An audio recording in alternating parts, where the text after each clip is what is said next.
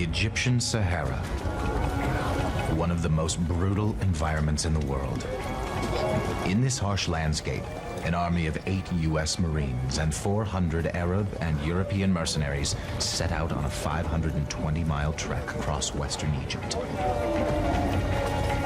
For almost 2 months, they endure starving conditions and temperatures well over 100 degrees before they reach their destination. Their mission is to attack and seize power in Derna, the second largest city in the country of Tripoli, North Africa. In command is William Eaton, an American diplomat turned self-appointed general. Eaton's goal is to free over 300 American prisoners held hostage in Tripoli. The attack is destined to make headlines, but will fade into obscurity, remembered only by a line in the U.S. Marine Corps hymn. From the halls of Montezuma to the shores of Tripoli. William Eaton's assault on Tripoli is just one battle in the American fight against what it considers piracy in North Africa, a fight that is known to history as the Barbary Wars.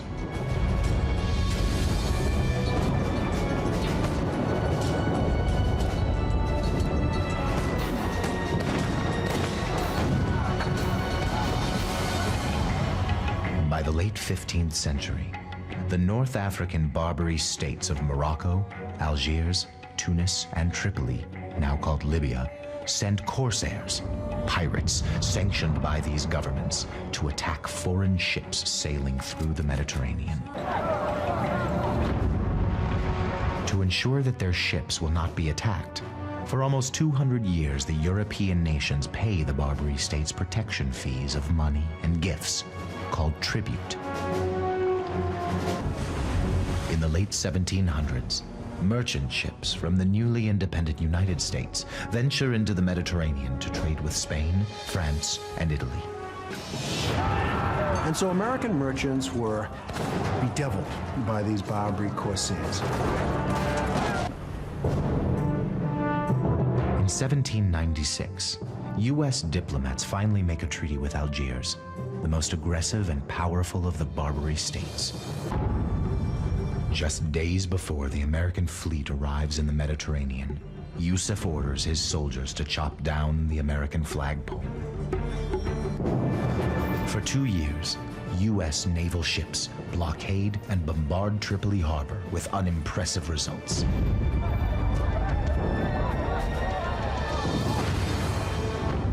Then, on October 31st, 1803, disaster strikes the American fleet. The Philadelphia, a 38-gun frigate, runs aground in Tripoli's harbor when it is lured into shallow water while chasing an enemy gunboat. Unable to free herself from the rocks, the overrun crew of the Philadelphia is forced to surrender to the attacking corsairs.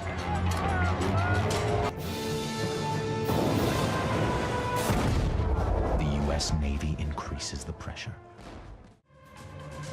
Navy Lieutenant Stephen Decatur launches a bold attack to prevent the captured warship from being used against the Americans. He leads a nighttime raid and destroys the Philadelphia. Diplomats, of course, are trying to negotiate peace. One of those diplomats is William Eaton. A soldier at heart, Eaton serves first during the Revolutionary War, then as a scout and a spy during the Indian Wars of the 1790s. In 1799, Eaton wins a plum position overseas. He's sent to the Mediterranean as a diplomat to Tunis. Eaton's a fantastically interesting man, fluent in Arabic at a time when no Americans knew Arabic. A man of action, Eaton designs his own plan to win peace in the Mediterranean. His scheme is to replace Yusuf Karamanli, the ruling Bashaw of Tripoli, with Hamid, the brother Yusuf has ousted and sent into exile. Am I to understand that you have many followers?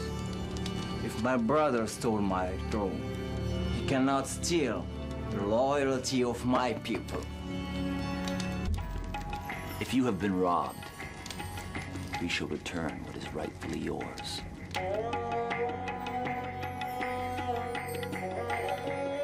In June of 1804, Eaton convinces a reluctant President Thomas Jefferson to provide him with 1,000 muskets and $20,000 to help Hamid build an army in Egypt where he is in exile.